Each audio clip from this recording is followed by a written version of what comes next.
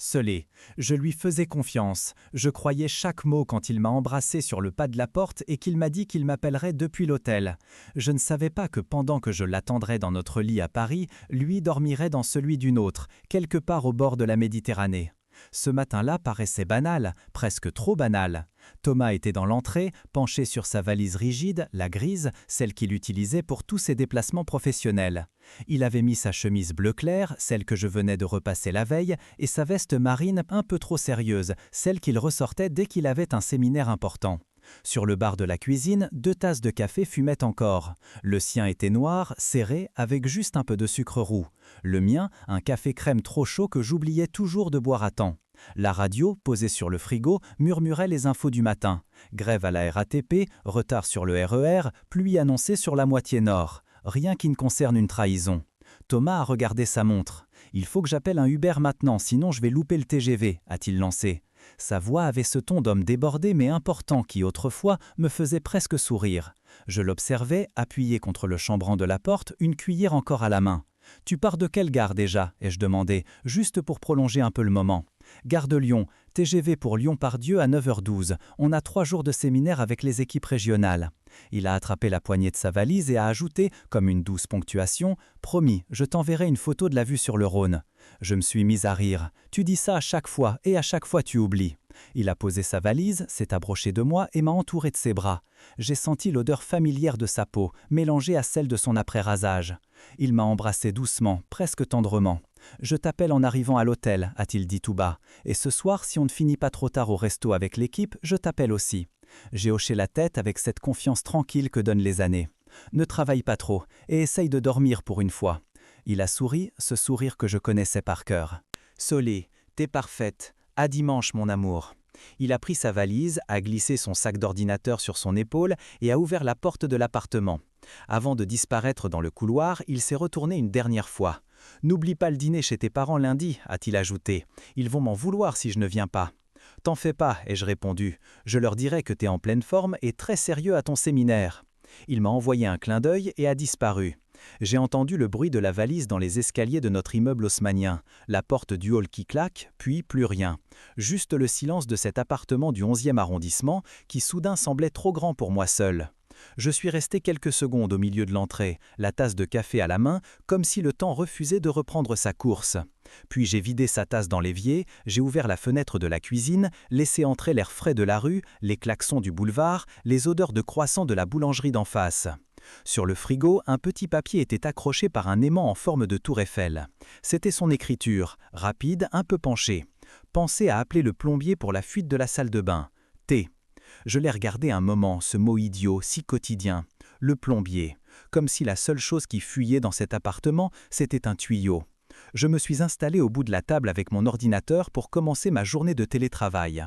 Je travaille dans la com pour une petite boîte, autant dire que je peux passer une bonne partie de la journée en jogging sans que personne ne le sache. Vers 8h50, un message est arrivé. « Dans le Uber, Paris est déjà bouché. Je t'écris quand je suis dans le train. » Je lui ai répondu sans réfléchir. « Ok, bon voyage, je t'aime. » Quelques minutes plus tard, sur le quai, j'ai failli oublier ma carte d'embarquement, comme d'hab, je t'appelle quand j'arrive. Je pouvais presque le voir au milieu du hall de la gare de Lyon, avec son café à la main et sa valise, cherchant son repère sur le panneau d'affichage, râlant sur les retards de la SNCF. J'ai souri seul devant mon écran. La matinée a passé lentement. Je répondais à des mails, je corrigeais des visuels, je jetais de temps en temps un coup d'œil à mon téléphone. Seulement, un message est arrivé vers midi. Bien arrivé, hôtel pas terrible, mais il y a la clim. Réunion à 14h. Je t'appelle ce soir après le dîner avec l'équipe. Je lui ai envoyé un simple « Ok, bosse bien ». Ça m'a semblé suffisant. Le soir, je me suis fait des pâtes. J'ai ouvert une bouteille de vin rouge que nous aimions bien à deux, puis je l'ai reposée. Je me suis contenté d'un verre. J'ai regardé une série sur Netflix, vaguement concentré, en attendant qu'il appelle.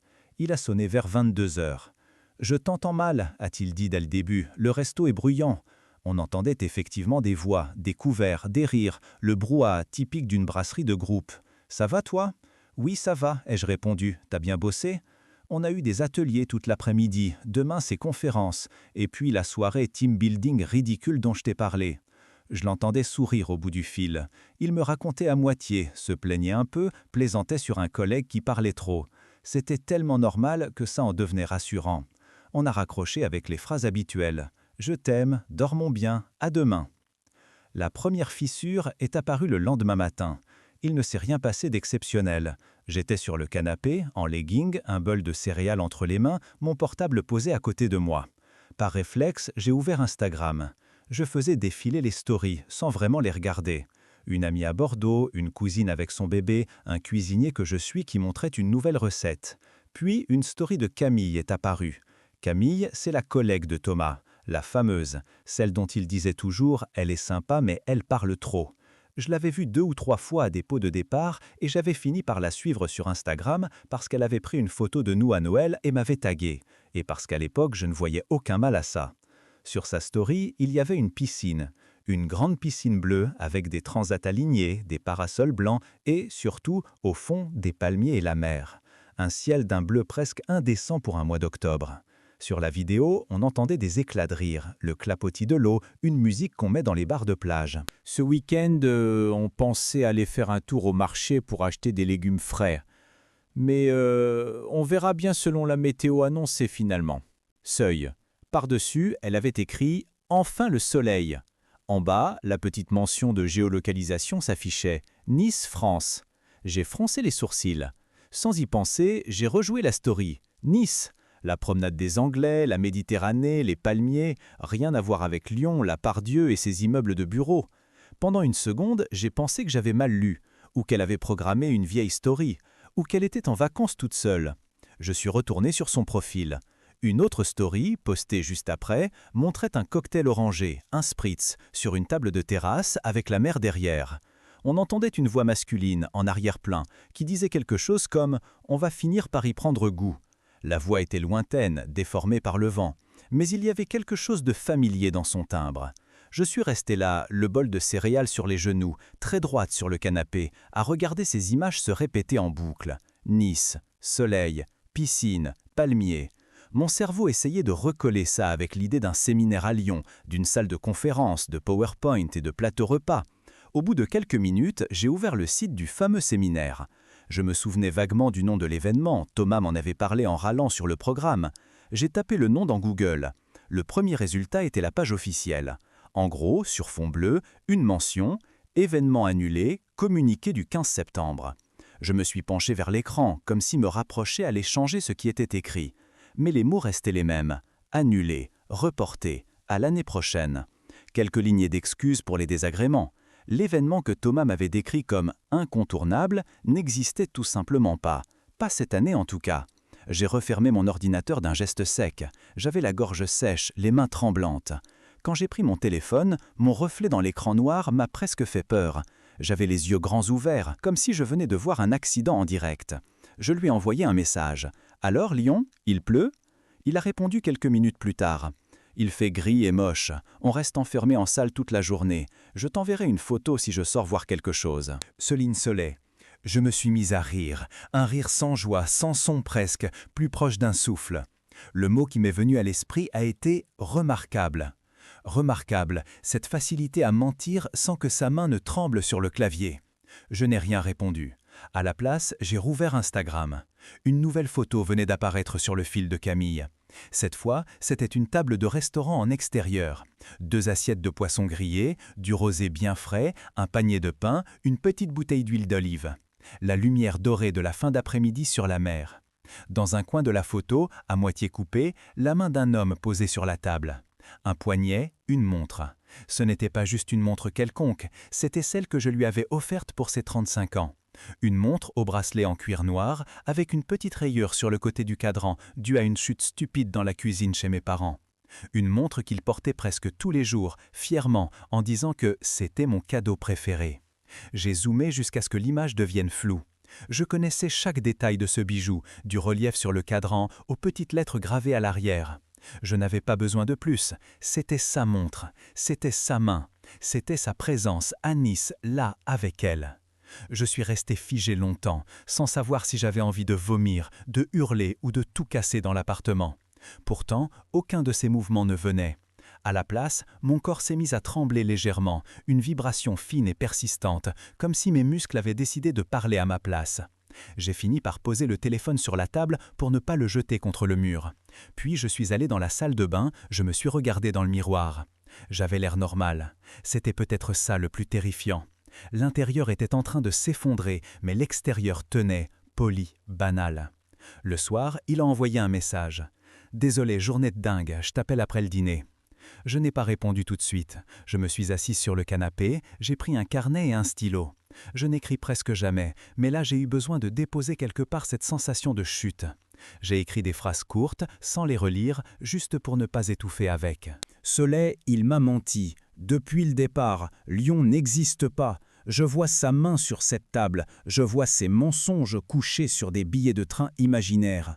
Quand il a appelé, vers 23 heures, j'ai laissé sonner 1 fois, 2 fois, 3 fois, puis j'ai décroché. « Ça va, tu ne répondais pas ?» a-t-il dit aussitôt. « Tu dormais ?»« Non, ai-je répondu. Je réfléchissais. »« À quoi ?» Sa voix était un peu pâteuse, comme celle de quelqu'un qui a bien mangé, bien bu, bien ri. « À toi, à Lyon, à la pluie. » Je crois qu'il a ressenti quelque chose, une vibration dans mes mots, parce que son ton a changé, plus méfiant. « Qu'est-ce qu'il y a ?» Je me suis entendu dire « J'ai vu des stories de Camille. Dis-moi, elle est à Lyon aussi ou elle a choisi le soleil ?» Silence, un silence dense, lourd, qui a duré à peine 1 seconde, mais qui m'a semblé interminable. « Quoi ?» a-t-il fini par lâcher. « Je ne vois pas de quoi tu parles. » « Elle est à Nice, ai-je répondu doucement. J'ai vu la géolocalisation, j'ai vu la piscine, j'ai vu ta montre.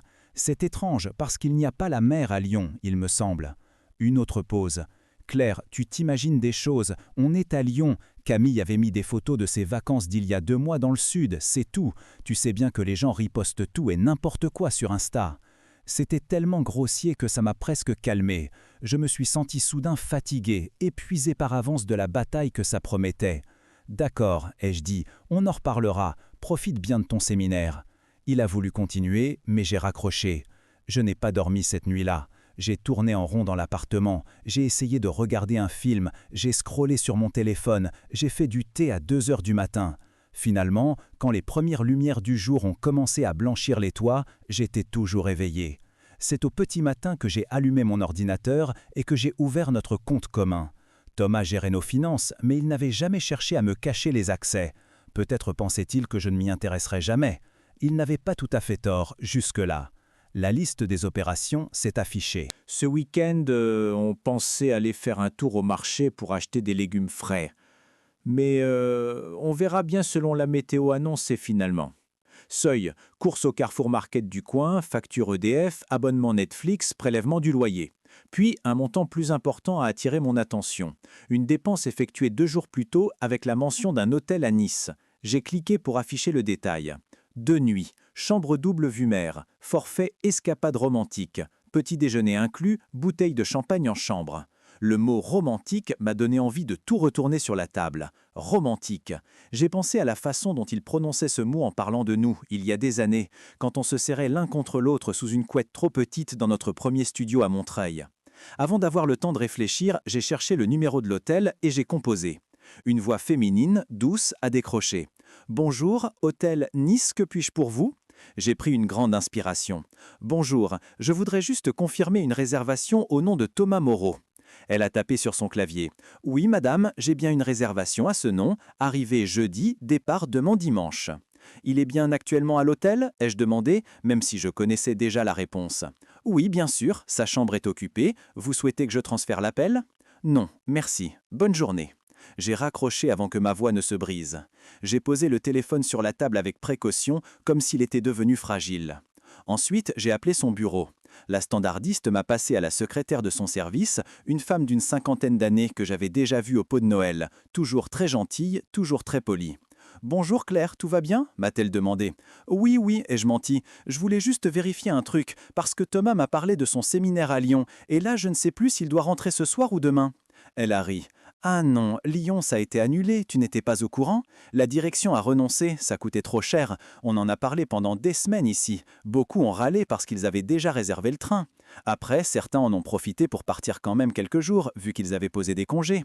Thomas m'a dit qu'il allait se reposer un peu dans le sud. Il parle de ça depuis un moment. » Solier, je suis restée silencieuse 1 seconde, le temps de ravaler la boule qui montait dans ma gorge. Oui, bien sûr, ai-je répondu. J'avais du mal comprendre. Merci beaucoup. De rien, Claire. Bon courage. À bientôt. Quand j'ai raccroché, il n'y avait plus d'espace pour la moindre illusion. La digue avait lâché. Toutes les pièces du puzzle se mettaient en place avec une logique cruelle. Il n'y avait pas de séminaire, pas de TGV pour Lyon, pas de salle de conférence, juste un hôtel en bord de mer, une collègue, des stories Instagram et un homme qui avait planifié chaque mensonge avec la même minutie qu'un rendez-vous client. La journée a passé trop lentement. J'étais enfermé dans un temps élastique qui s'étirait, une bulle où rien ne tenait vraiment. Je n'ai pas allumé mon ordinateur de travail, je n'ai pas répondu aux messages.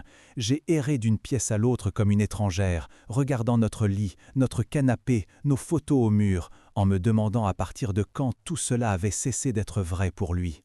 Ce n'est que le soir venu que quelque chose en moi a changé. Là où, jusque-là, il n'y avait eu que choc, tristesse et incompréhension, une autre émotion a commencé à se frayer un chemin. Une énergie froide, déterminée.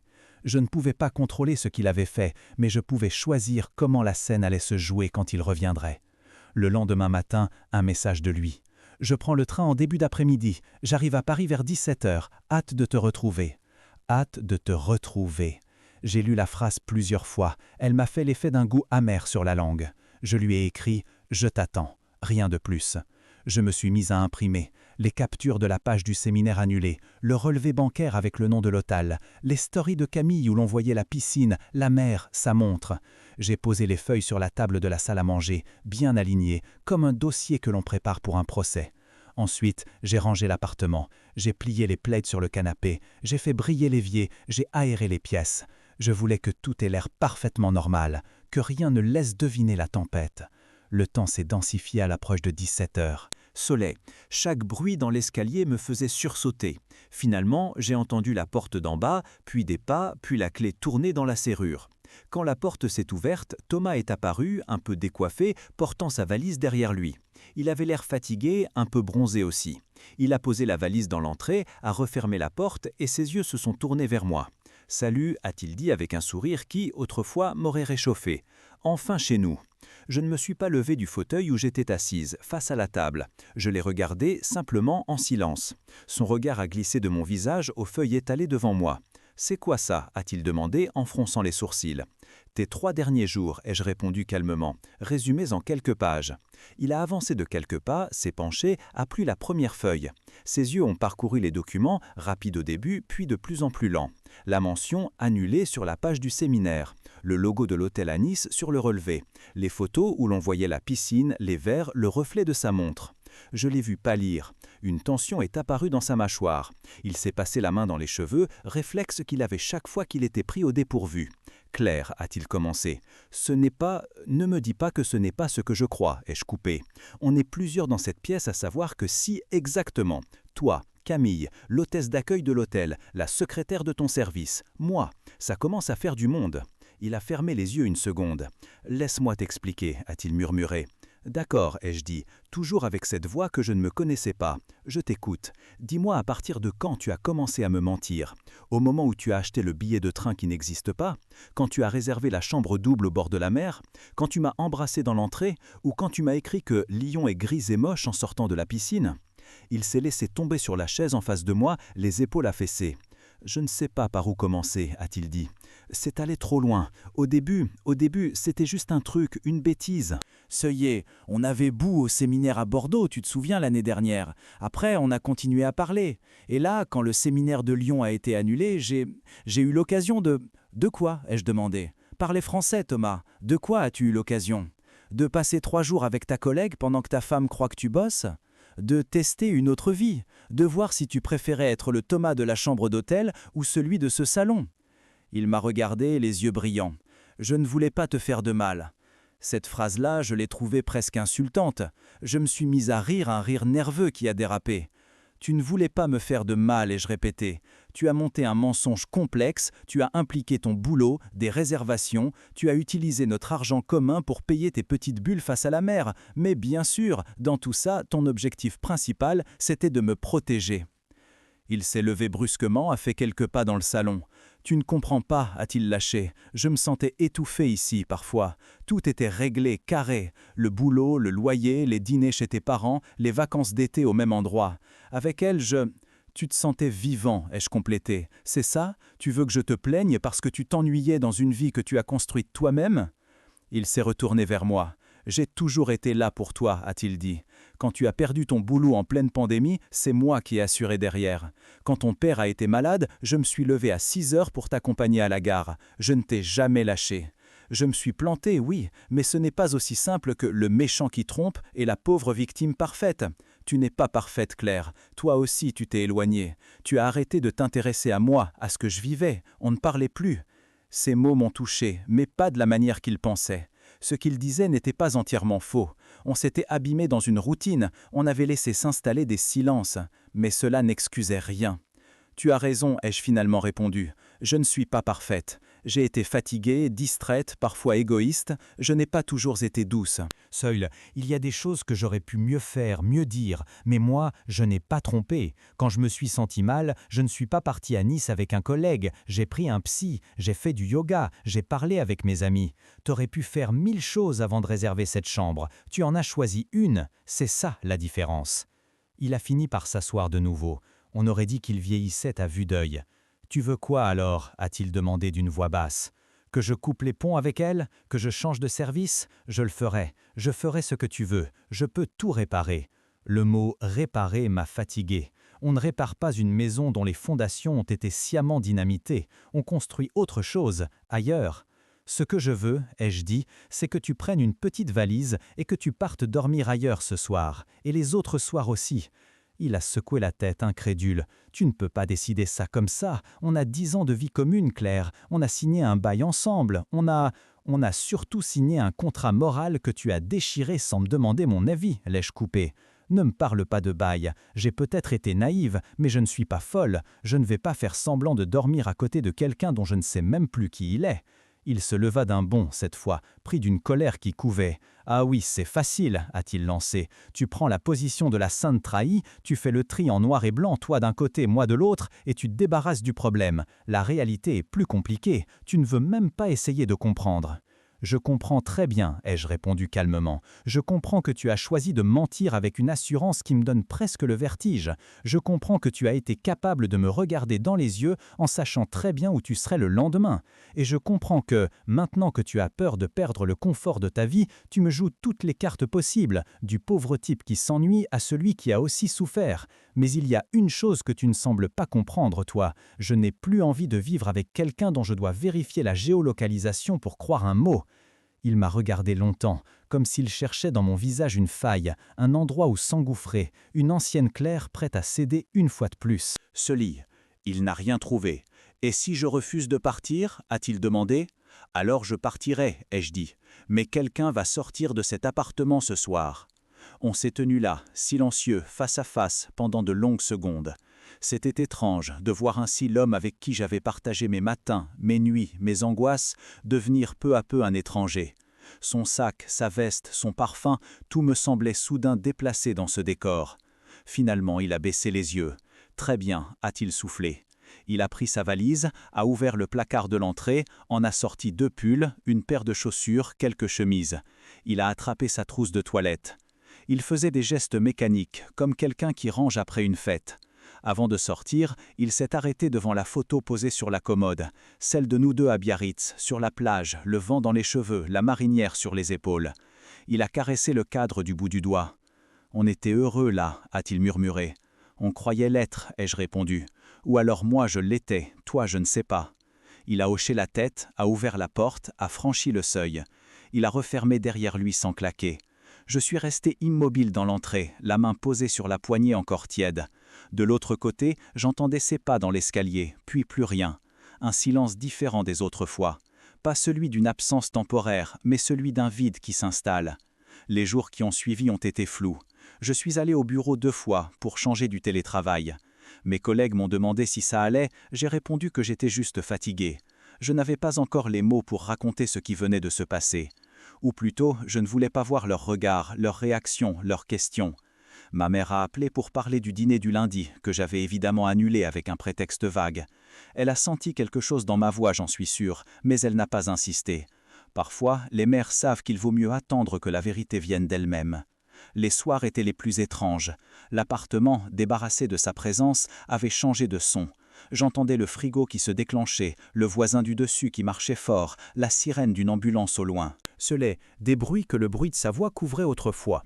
Le lit aussi avait une autre texture. Je pouvais enfin m'étaler en travers, mais je restais pourtant collé à mon côté, comme si je laissais une place libre à un fantôme. Thomas a essayé de me joindre au début, des messages qui s'accumulaient, des appels que je laissais sonner sans décrocher. Je suis dans un Airbnb bourri, je n'arrive pas à dormir. On peut au moins parler, tout ne peut pas se finir comme ça. Je suis désolé, je sais que ça ne suffit pas, mais je le suis vraiment. Je me fais aider, j'ai pris rendez-vous avec un psy, je veux comprendre pourquoi j'ai fait ça. Je lisais tout, mais je ne répondais pas. Je n'étais pas prête à entrer dans cette discussion où il aurait fallu que je console celui qui m'avait brisé. Un soir pourtant, après un long message où il me parlait de son enfance, de ses peurs, de sa peur panique de l'échec, j'ai répliqué. Tu n'es pas le seul à avoir des peurs et des blessures et j'écris. La différence, c'est que moi, je ne les ai pas utilisées comme excuse pour détruire la vie de quelqu'un que je disais aimer. Puis je l'ai bloqué. Ce n'était pas une impulsion, c'était une décision. J'avais besoin de silence pour entendre autre chose que sa voix. Le temps a fait ce qu'il sait faire. Il a passé. Pas vite, pas uniformément, mais il a passé. Les choses se sont mises à changer sans que je le décide vraiment. Un samedi, j'ai vidé sa moitié du placard et j'ai mis ses chemises dans des cartons. Un autre, j'ai rangé ses livres dans une boîte, en ne gardant que ceux que j'aimais vraiment, ceux qu'il ne lirait plus de toute façon. J'ai laissé sa brosse à dents encore un moment dans le verre, comme si je ne voulais pas que le lavabo paraisse trop nu. Puis un jour, je l'ai jeté. Je me suis remise à faire des choses que j'avais mises de côté. J'ai repris des cours de yoga dans un petit studio du quartier, avec vue sur une cour intérieure pleine de plantes. J'ai bu des verres en terrasse avec des amis après le travail, en parlant d'autre chose que de relations. J'ai passé un week-end seul à La Rochelle, face au port, à marcher sous la pluie fine, à lire des romans dans un café où le patron finissait par me servir sans que j'aie besoin de commander. Je pensais à Thomas encore souvent, parfois avec colère, parfois avec tristesse, parfois avec une sorte de curiosité. Qui était-il vraiment, derrière ce qu'il m'avait montré toutes ces années ? Avait-il été sincère au début ou avait-il toujours été un peu en représentation ? Je n'avais pas toujours les réponses. Alors j'ai appris à vivre avec ces questions sans qu'elles gouvernent mes journées. Un soir, quelques mois plus tard, je passais devant un bar dans le quartier de Bastille où nous allions souvent au début de notre histoire. Par réflexe, j'ai ralenti. À l'intérieur, à la table où nous nous étions embrassés pour la première fois, un autre couple riait. Ils avaient leurs mains mêlées sur la table, 2 verres de vin devant eux, des regards qui se cherchaient. J'ai ressenti un pincement, mais ce n'était pas de la jalousie. C'était une nostalgie étrange pour cette version de moi qui croyait que le simple fait d'aimer quelqu'un le rendait incapable de trahir. En rentrant, je me suis versé une tisane, je me suis installé près de la fenêtre ouverte. Paris bruissait en bas, les scooters, les voix, une musique qui s'échappait d'un bar voisin. J'ai repris le carnet que j'avais commencé le jour où j'avais compris pour Nice. J'ai relu quelques lignes, celles écrites avec les mains tremblantes. Puis j'ai tourné la page et j'ai écrit, avec un calme nouveau. L'amour, ce n'est pas ce qu'on promet en fermant la porte avec une valise à la main. C'est ce qu'on fait quand cette porte est fermée et que personne ne regarde. Je suis resté un moment à contempler cette phrase. Elle n'avait rien d'exceptionnel, mais pour moi, elle sonnait comme une petite vérité qu'on découvre enfin. Je pensais à tout ce qu'il avait organisé, le faux séminaire, les billets de train qu'il n'avait jamais pris, l'hôtel, les mensonges en cascade, les détails inventés sur la météo lyonnaise. Je me suis dit que c'était presque ironique. Il avait mis une énergie folle à construire cette histoire alternative qui, au final, avait tenu 3 jours avant de s'effondrer pour de bon. Il m'avait dit que c'était un voyage d'affaires. Il avait répété ces mots, séminaire, conférences, ateliers, comme autant de briques pour bâtir un décor rassurant. Solier. En vérité, la seule chose qu'il avait vraiment planifiée, c'était la fin de notre histoire. Il l'avait fait sans même s'en rendre compte, en pensant peut-être qu'il pourrait avoir tout à la fois, la mer et le canapé, le champagne au soleil et les dîners chez mes parents. Je me suis levé, j'ai éteint la lumière du salon et je suis allé me coucher. La ville continuait de vivre dehors, avec ou sans moi. Dans le noir, avant de m'endormir, je me suis surprise à ressentir une forme de gratitude tordue. Pas pour sa trahison, non, pour la clarté qu'elle avait apportée. Avant, il y avait des zones floues, des doutes que je n'osais pas formuler. Maintenant, tout était net. Il m'avait arraché une partie de mon innocence, c'est vrai. Il avait fissuré ma façon d'aimer. Mais à la place, il avait aussi laissé un terrain nu, brut, sur lequel je pouvais peut-être, un jour, construire quelque chose de plus honnête. Pas forcément avec quelqu'un d'autre, peut-être juste avec moi. Je me suis endormi en pensant à cette phrase-là, à cette idée qu'il y avait une vie après les mensonges, qu'on pouvait apprendre à respirer autrement, sans surveiller le moindre message, la moindre géolocalisation, le moindre déplacement. Une vie où le mot voyage d'affaires ne serait plus un mot piégé. Il m'avait dit qu'il partait pour 3 jours à Lyon, pour un séminaire. En vérité, il avait disparu pour toujours de l'endroit où il prétendait revenir. Et moi, après avoir cru mourir un peu sur le coup, j'étais encore là. Plus seul, oui, mais aussi plus lucide, plus réel. Et ce soir-là, dans notre lit devenu le mien, pour la première fois depuis longtemps, ce simple fait m'a suffi.